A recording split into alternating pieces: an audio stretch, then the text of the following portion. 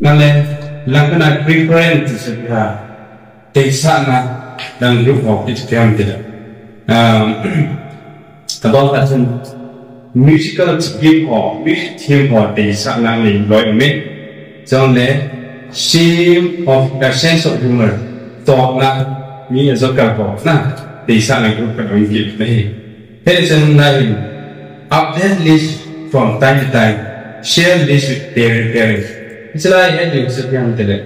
Inui pa ke ho tahin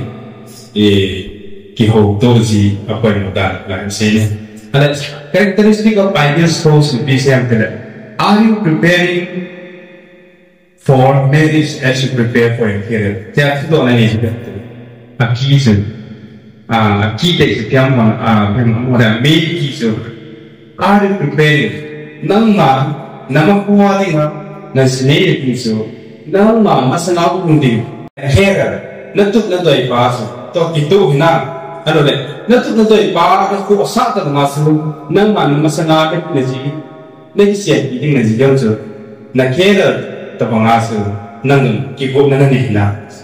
Tu lah ini tentang. Hera sama masing dengan. Iya, minit kadin, hilkuan, adan danin, hilkuan man dekai sendiri, kelas ini secara one minit, kelas mana kelas ini jantung ini, aman 9, 10 saya, 10 saya tinggal subjek yang kepian, art sidang commerce sidang, science sidang tikro, jadi, so malian saya tinggal it's your honor and kidding. Nah, it's an aban care. That's also silai kecil, it's like silai care. Kecil jadi kita kan prepare. Kecil care, usah banget. Supaya no kuri usah. Kita tinggal usah. Nah, ideal soul kan. Chính kita si semini cincin kita. Nah, jadi cincin kita. Undas. Itu aja hits. Apa nak incorporate heaven's criteria into your list. Ban hodai sada doesn't nama incorporate na ito na najipo na list na. Apa is first someone I would love to have as father or mother of my children. That is not. If this person someone I would love to have as the father or mother of my children. Thế chứ nghĩ ba hàm chi về lý lộ hàm chân. Thế chứ các chuyện bị đinh ba hàm chuyện bị đinh nội hệ. Các giá đề đinh là chứ ba đinh thể đinh là lý lộ thể đinh là bị lập đi. Ai kì cũng là thủ độ nó sẽ tăng đi về sự. Will this man be a house band for our home? Thế chứ nghĩ ba hệ bia đinh là chứ bia 일승아 네 일승 저해지 미 아이들 Vietnam. Will this women make our home cheerful? Thế numai lu hi salah to ini. Thế numai lu hi kia dengan ilsung tipa ji sami Vietnam di tu ni. Does this person excel in qualities I am weaker in? Thế chứ chỉ ông chỉ ba này cái hạ sản nghiệp của tiền là hình bây giờ Excel thì phát đã excellent thêm cái tu chân là nó hiện tại thì quality này tại thì table thì đi nào hạ sản nghiệp của thế nào. Will this person collaborate in home hospitality? Thế chứ như ba những chỉ luôn hình Jadi na hospitality dong ta agent janjian ina ki ho he bolo di na di nasa ingai do so is. Why should a person not be an equality job? See yang tadi. Why should a person ni kacun di bidang apa bihan number so kong hidup tinggal midan. Nah, selain Korintus karena lần có những thời là cũng một sáng sớm này phần sớm này biết chặt chẽ được à inequality job together again when inequality job together in return nâng cơ rồi các cuộc quan thì là vào đấy we are the students chơi thì là vào là anh đi đâu trong đây thì là sự thì hiện đấy we are the temple of living God thì hiện được cái họ tất cả sao thì but he sự hiện đấy okay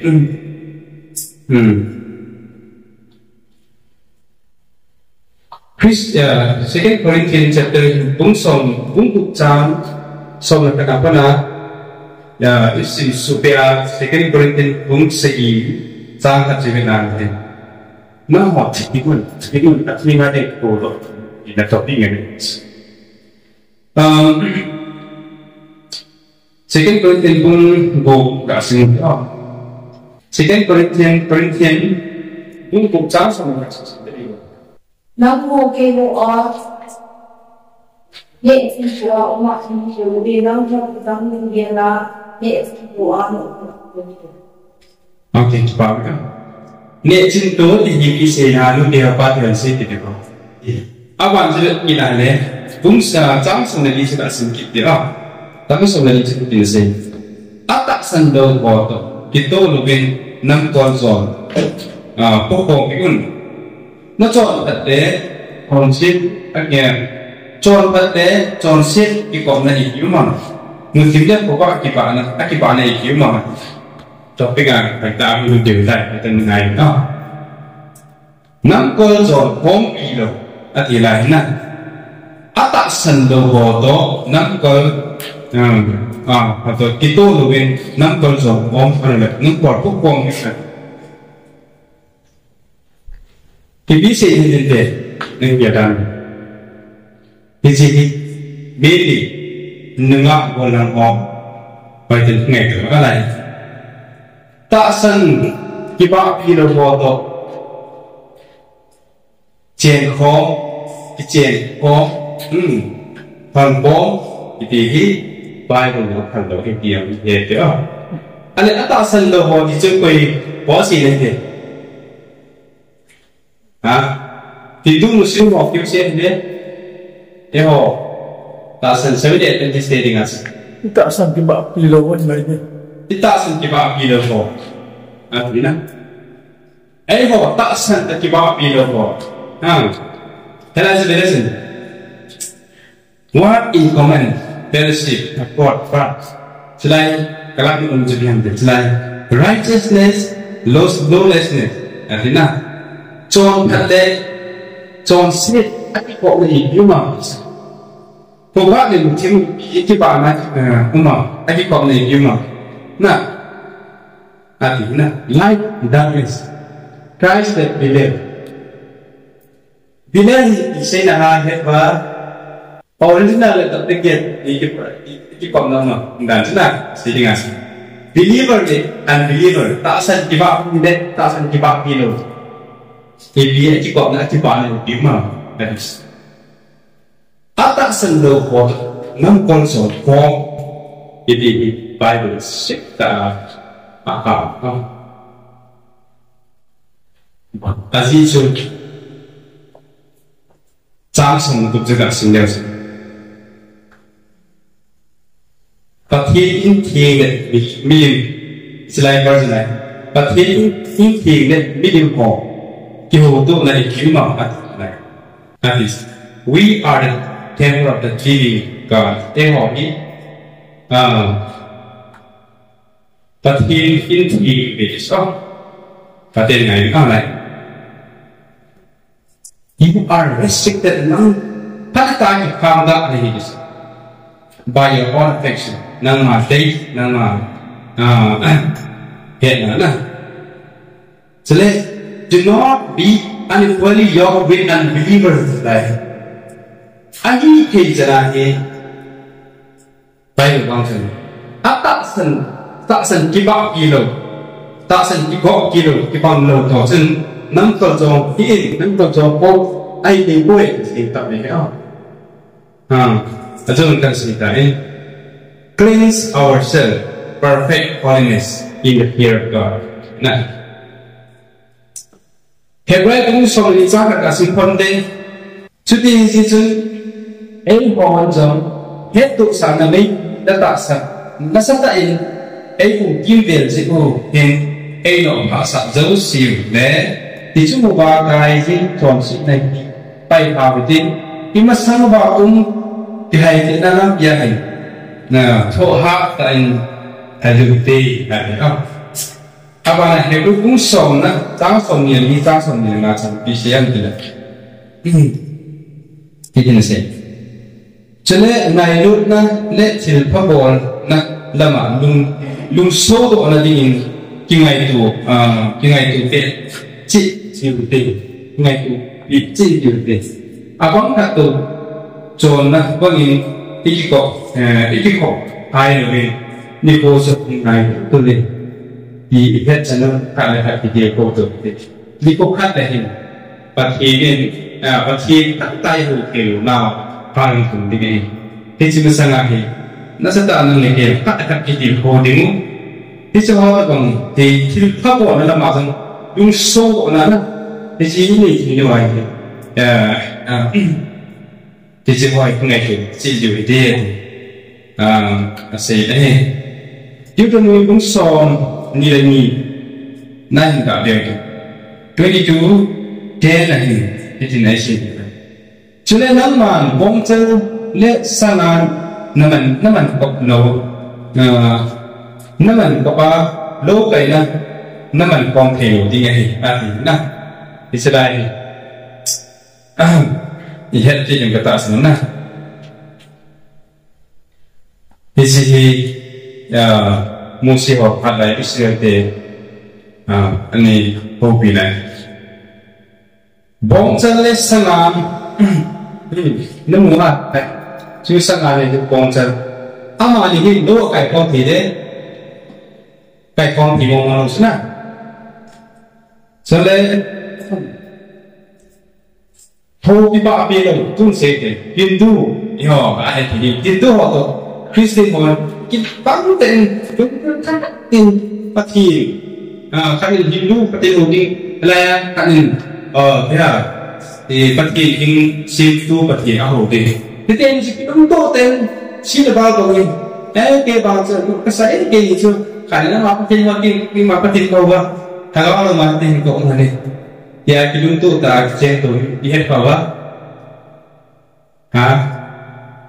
cũng lừa bịp rồi nè so video phải tên gạo này đúng không các sử dụng tân tạo mình lại cả ajisu bihan pile các số bị hóa lệ này cái mà cái sun là nào Adventist lo chenga mi chom to ki chenga ata asana hui du jo talwa ma do mama tam pu pi tha mang sinia ba mu ga tam da ong kai Pastor Kasprin na say ma ke na Adventist ama pu te le kan Fatta ki form sabat stumalan Mas official itu sahabat le secretary report abuan yang tadi salah lasak na yang lain yang official dengan pemimpin awal yang pak lah anda song saya ini nak get orang kisah ya ini tak nah nam lagi tinggal atas sampai istimewa tak sampai bawa hidup istimewa Kristen ni boleh Kristi boleh pakai host dari yang berjuang. Nah, khusus aku nak ini zat pampen aku ni ada betul. Nah, aku untuk kawat hidup di negara Adventist member terhadap jadi apa dia? Ni kentas. Ini semua su dia dia kanon ini. Apa sih? Proverbs bungsu ni 22:10 kabiar tu. Proverbs 22:10 a righteous man regards life of his enemy, but tender mercy of the wicked are cruel. They power in the sin that you are. Me akalo wa kisa chu dar nungi. Chu di le kina azung beiding ngahi. Chu ding le ki baw na zau si le ki baw si na zau si zo mang di. Ai hon tu lai setan nasatain mi aten tu lai na koi le kiti ho tu lai pasal ho zong tanap ne ai wa ka apa ti ta wa pa so ke ni tanap ne hang kya ta churup che chol patient ala patient ko ala ai hen sa hi isi ko sal ho sa chu ni aki de ki alo aki che ni sang aki na aki da takle akala wing paun hele Bible chu tida lo kita ba ki saus namasanga hundi achan chi do sina man he so te ha dalmang ikta tile kina zo masanga hum lo de da kyo si zo si jam mang ki Korin azo do not be unequally yoked together with them. Atak sendiri hotor nam kosong pomi. Nah,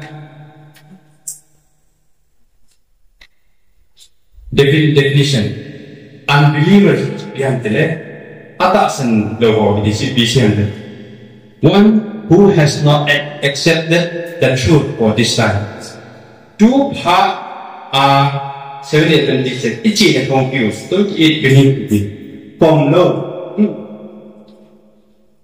accept lo it also unbelievers the testimony for just 364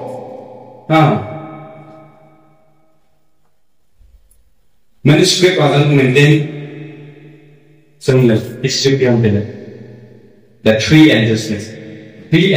is a from lo unbeliever that is there. If you have three endlessnesses, body pun terpukul. Masa setiap tuh ada banlei sifat, siapa hobi kita kan? Banlei sifat nature, leu sifat banlei kena rumah sifat ini wan, ihe tu sini wan begini, jadi sahabat establish apa? Sebab itu, dia tersier lo sekian orang yang bertindak tumpang. Hisi paulo tu, hisi sunga lo tu, evidently this orang bertindak. Jangan ini nasa, bagulan, cinta. Nah, tentang tak, akan ingat saja. Selain God calls this strength. But meaning cho hi gamdan mian het kilo gamdan nyasin ai Solomon le pa ma sinne ka sinne kano Solomon le pa hi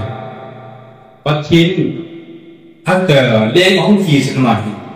pathin nga aka china thum pakin at thu bingo athum ka sin patin ka the ta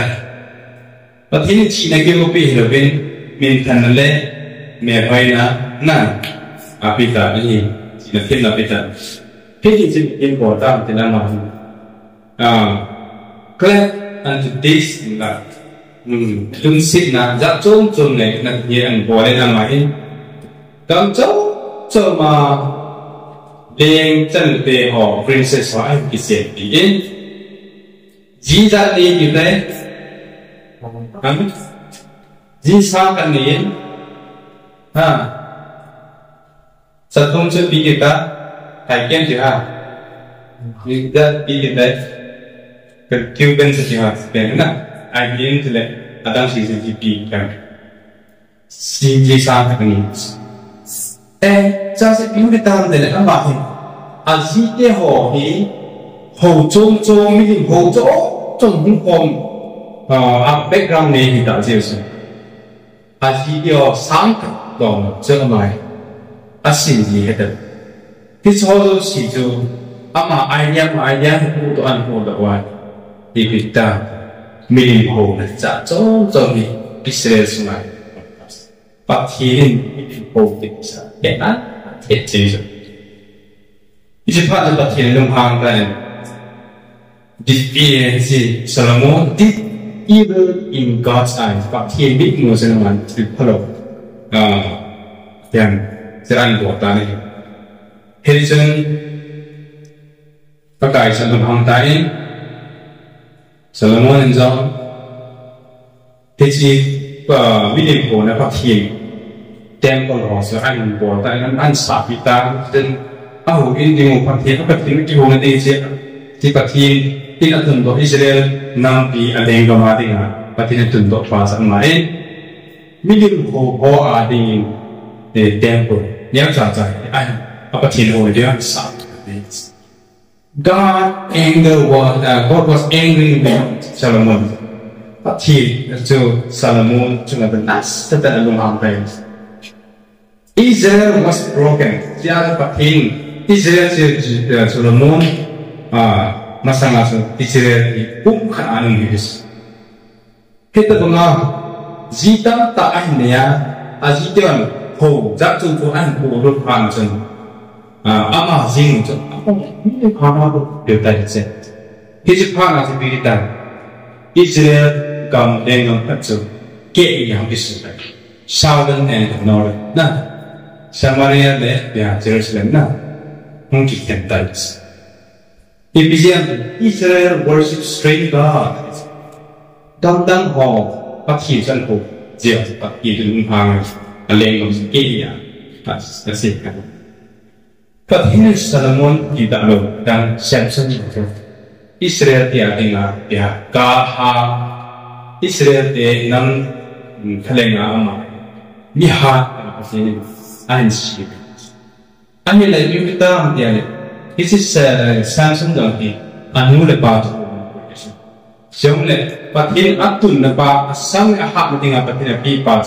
itu seorang jing dengar baik ane nak ama gamna agar ise numi ande sacrifice na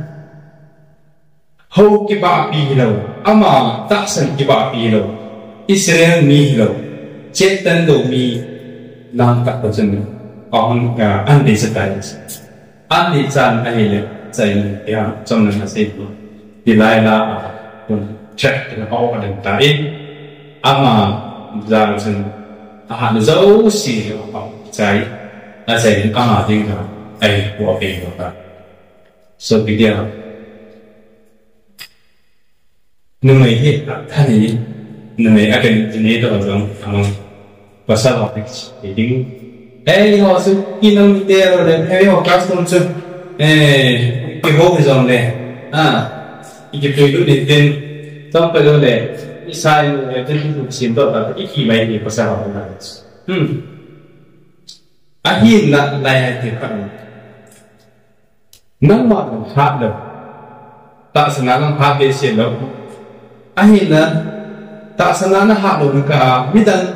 hồ các khoản hành của bất kỳ hồ đang năng quy luật kỳ na sabat ni có sát được hồ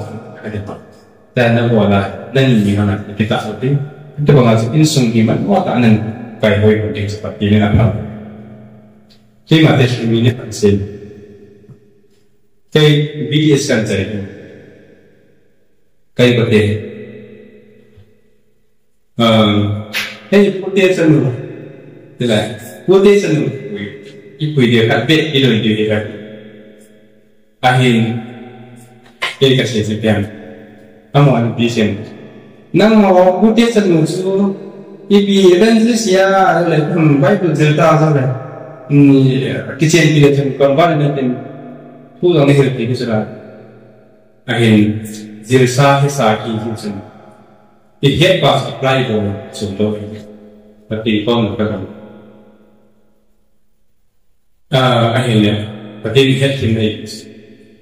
They don't Hong Sunga, but he let on the pay. Hong Sunga called it. Hong Sunga Kola, and then I'm holding the stop we will is he Hinjil sakit abola hinsin hari tu gila asa kesa. Ica dia sebab ni teh na.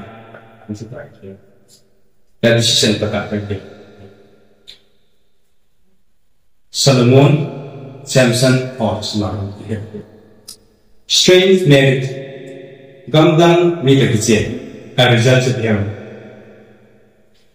Women come to love, to wife, to others God, worship support, thankful. Let them imagine, number. Isn't yeah, like infatuation thì các mình nên nói chuyện đây vào chị và thiên thu tịch tu hì đồng này anh em hay gì không anh bọt thì là gì không anh em gì không thì thế và thiên thu tịch tu cho được hồ cũng chỉ bảo vì là cái cho sự đầy vào chị chúng ta sống cái chỉ kinh hoa này thì ha chỉ biết ra này là chỉ ra không được anh là muốn cái chuyện kinh hoa đấy love to other God phát hiện tăng trong tăng phát hiện một na anh này thì được phát hiện sáng làm chúng cho thì các đi quay vào sự đi vào kinh hoa ai đều na vì điểm các điểm nào isn't worship support and body that chúng luôn đồng na anh họ cái khẩu đó gì họ lúc cái khẩu đó trong các đơn lệ cái tiền đến là nhiều sai cái words ta sẽ là phần A sẽ là dùng thankful cái vụ này cái tạo mà được cái cái sự việc cái part là gì phát hiện hoàn tin Solomon privilege đôi khi mà trong những đôi khi được mong là God appear to him twice Solomon là chưa phát hiện nó sẽ tạo sự ngắn à thường sẽ cả semua moni của mình thế này first thing cũng so là các gì first thing cũng so mà ta trang của thì là sẽ này khi chỉ chân Solomon chúng ta phát hiện là lung hà mình ama hinga zong mi region cũng chỉ là sao có cái Israel phát hiện hinga cô này hinga cô na alung kim ahim kiểu gì in alung hàng đó không đầy apa trang som katasanisi he to kai Solomon za ase namma nalum kim sunga bita ongi da pa chale keima nan kathu pisa keima kitit na le các chọn ta dỗ xin đầu dễ hin keima na deng dam hi các hệ kan yela na sa pa ka pi ngai ni das kita dong yela ba ini Solomon jangan ana aleng ngong chu ke ni so ipijam te ji pitu ani do se ji minimum ji work together nang so pong can two work together unless they be agree amos pung thung chang pung chu mi ni chun kinum to lo in nam azot confident what are the red flags that show you should get out relationship cái flag sang cái gì beyond nang ating up hello relationship ako na nasa ako tiniting as IPP point mo as nasa ako tiniting as IPP mo gabi form second flag second red flag from heaven perspective it is not to let to pull out of a relationship to stop against to marry other until you say I do and marry other nang main sina legin keman kalau I do yang kalau i pasang siya up kabai gi way stop it so like flee when you see a red flag nang bang kita bang red flag di nang dengar nang ada apa lo di nang dengar ada sama mungkin don't think you can do therapy ho hongin till what thing it get in or individual to make them better. Nang ni mala thì bỏ cho mình thì bỏ thêm thì real love free. Ngày lúc nào lúc sẽ ít phải cái chuyện, sẽ tiền na đi thì đi. No, you cannot change your spouse or potential spouse. Nang mai na si chú có thì na cái gì rồi, cho nên mà nó hiện rồi. Awareness immediately. That's it. Reasons to terminate a relationship. A relationship is for 90. Na, for Akuna, it is can pay. It can be paying why not to see. Even after engagement is bad. Engagement for that, the Yoto ta is to me lang to a Yoto ta. Yoto nung they got them, it's how he can pay a dad. Why to be on the Naziding pa ang feeding muso, substance abuse. Just me here, that's near here, the hot, the pearl ayane, cleansing, the pearl of the Talak Raja Kaini Koba, start at the Sikal, and the Koba Nai, and the Supari Moon Seno, cleansing, engagement cycle. Sexual pressure or demand performance. Next, he to Mananda him servant. The life is abundance. Next, yet, Masana no party woman, woman, ya, demand strongly can't. Nipalodi, Tindo, trust or control issue. Nang main, Tasana Hasama, Alobet Amain, na cái chuyện mà sao nào rồi nó tạo sự là nó control chuyện gì mi ta dùng ngon gì hiểu chưa cái chuyện chứ không là gì cả unbeliever nó tạo sự cái bằng believer cái chuyện difference of core values na about violence mi thật ngâm là cái hồng dùng kia là cái đầu cái thằng ngâm này mi phải là kia của Let's means uncomfortable little things that is. Till now, Sakanahi, a Giati Kado, Alole, Mumta, Unkado, it's hollow, hit him in a bucket. So, as say, Nadoma, Nangaita, Jose, it's hot. Nama, Tota, Momo say, Jose, it's hot, let's say. Mula bukan lain, bukan lain dia fotografi hoặc thân lực này hoặc nên sẽ Dowry voice này mission dan di đầu cả sự kiện năng mà cái biết dấu tình cảm mà cái họ đúng nè cũng nhiên nó sẽ thành sẽ cũng vào để chết telling you God has told them you are the one though vision extra. Power of home, a center of influence. In sum, bihang ako na increase things na ibihang communication. Communication pa mama din. Isiahi communication yo kihong na insunga pa manda ikeng tiklawan pitang ta insunga set ko the 5 love languages insunga nu pa ating ang ti poi mo ta in hai ni ta dong insung inu pa ang insunga he pao manding na poi mo si piang den word of affirmation di so piang word compliment. Mà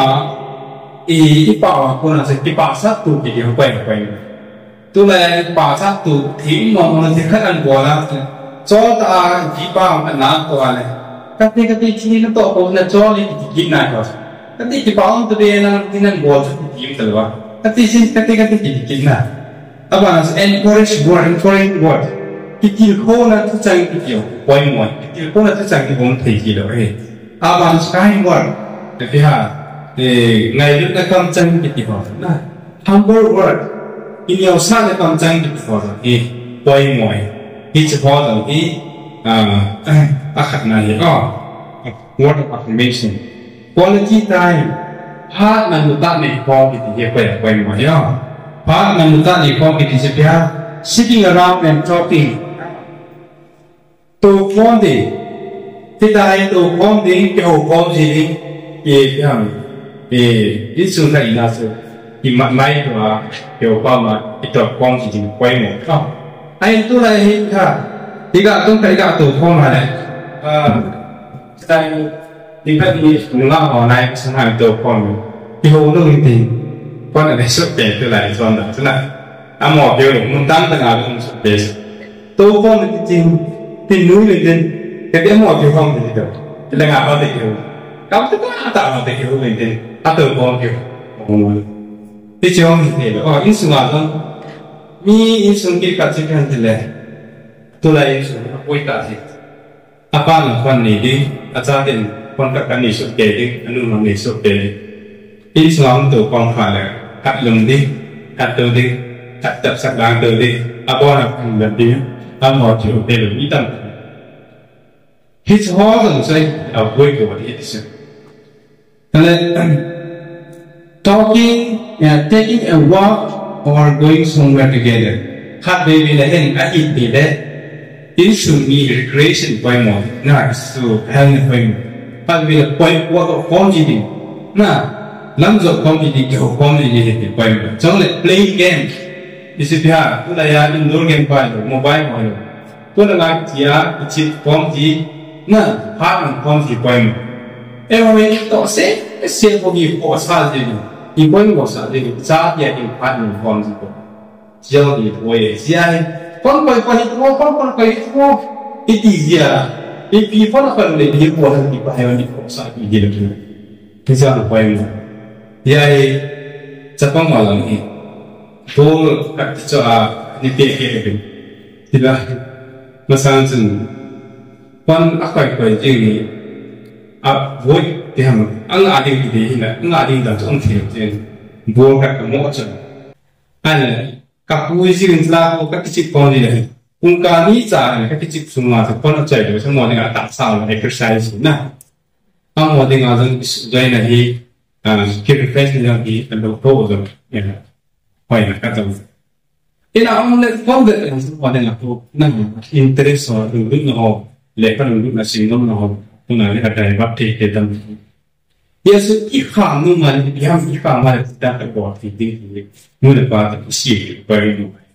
còn là kita như ngày cha tiền tính tới insulin tiền đó nè phá đi còn quay mình đi doing something you mutually enjoy nắng mà đến lúc nó sẵn là cái hàng thì phá cái nè cái sự bỏ qua mình thì cho là receiving gift thì em gọi là hình cái mô hình này khác là receiving gift thì khác present thì bỏ rồi instrument này thì nu khác thì khác là bỏ này cái birthday thì hằng là thì khác occasion của này hay nu thì khác bỏ cái đi cho nên thì khác bị tụ để con nào trong này cái dùng cái bàn thì cái bàn thì cái hạt để chứ tu lại chứ cái bị tụ là sao tiền mà người qua xuống ra các người em có cái gì mà thổi nè sao cái còn người qua thì ngó mà thì khát bón cái tiền tuy nhiên thì cũng mò rồi nè thì chỉ hỏi thì nếu cha thì bọn thì quên một gì hết nhớ chứ gặp số khăn này đâu mà ra chỉ khăn này đâu hết nè nâng mà con này thì nó xin vào thì credit nè ta bé hàng nên thì hàng các mà ra hàng theo nè xì mà bây giờ là tôi không có xì mà bây giờ thì phải cho nên cái gì nên thì ở trong đó là đã bị thế cho nên ba sao thì họ được cái tuồng quay mô cho nên hai bị về hình rồi các cần một bị đề người ta cần xì bị đề thì biết thì họ là xì thì họ hít cho thì ở quay nói hít nó bảo là act of service là act of service thì na có bị thể bringing someone a drink thì thế nào là thì bây giờ tuy cái số bây giờ cái bị cái họ trong này in số mà anh nhận thì này thì họ trong cái số thì tên họ đang cái số quay mỏ nữa cho nên putting up someone else poster cho nên khát khát tu quang sinh để cho thì để để đồng hình các cái này mình luôn sung song này anh nuôi ba đi học cái là ô sa la cái ta ba cái ta cái điều đó thì khăn cái phải sử dụng hay từ cái các bạn phải à mà là chứ ok thì khác là tổ tiên này hồ pin ông tiên này volunteer mà là mà cái volunteer là bị khai cái cuốn phải quay một cái nè chứ thì ngô sinh là cũng anh là chân thóc chân có biểu chỉ rồi cũng那个到只rồi多一把是了的，他发现真个比哎个把什么？一直话是一个service是，哎嘛他妈一过到不能点个，那记住一做就关门。米点说啦那个啥啊，一嘛一过到哪来就关门，一下子一下做的呢，这样关门嘿。就那 physical touch 的，yang tak sah untuk hak tu disebut insun ina na, mesti na, ingat itu jenuh lepas. Hak di bawah si quay si aku lepas kan tak itu tu siap quay mọi trong này high five tak nak buat orang si quay mọi cho relationship si mahin handshake kira na si baik kita buat tu so le pat on the back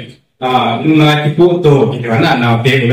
na so spend na tipu tu cho masal hepa kita dan kita kalau basic tak di sana tu biar tu kita poin dia. Di Johor ni, cia mungkin ada na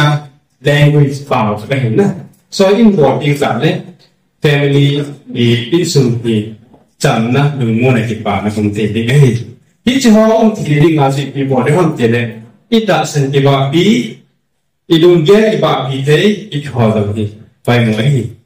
Pre-marital counseling session banyak tu dia. Jadi mesti counseling body hiệp hội này tức là gì này sao counseling mo mình chỉ đó body chỉ đó còn phần số body thì này ngày luôn được tăng tăng không? Thế nên rất sao mình nói thì cũng được. Gì này mà sang này anh ấy được học cũng bị thế họ bạn nhìn ba cái đó anh xây năng ý năng học community là ai đi năng học bao học năng sinh ai đi evangelist này bị quay một tạ này chân năng nhìn giống phải ta quality này ta cao đi được quy định xong rồi evangelist hạt ta ăn sự tình này tiền là gì ai làm mà mình không sẽ ngày của em person ia mau ni tak person amal masang di makho di counseling họ mau đi ni man lo fin genius tu get ni nak tak apa itu lo fin tapi zari to kita kan sih untuk point kita untuk point no apa yang sih untuk day point deh ini mati masana tu lai power sih ko ai son masa iman experience ini sama aku na counseling quay một phải giờ sinh năng lực itu dia akan hasil dari orang yang counseling kata dia like story list of qualities 10 reasons to marry nah saya ama ho lấy cái chuyện bị liên quan cái chuyện bị liên quan tới ama quality sẽ là a background story của sẽ đi quay một tạm tạm nah selain chỉ point song kan chạy lại ở slide này vô vấn đề point song thì point song thì reason to marry cái gì cái này là chân GI quy định đi mà gì thật chứ list of the story na ama background of history about appreciating each other family home ama ho insung te ni chu ipak tu insung ingai tu insung kat hidi na am dan chu Nazijing pa ezu tingai mi hinam kipa sumi nam chung le ye pathi ngai mi hinam ki ito na chon temperament ti ham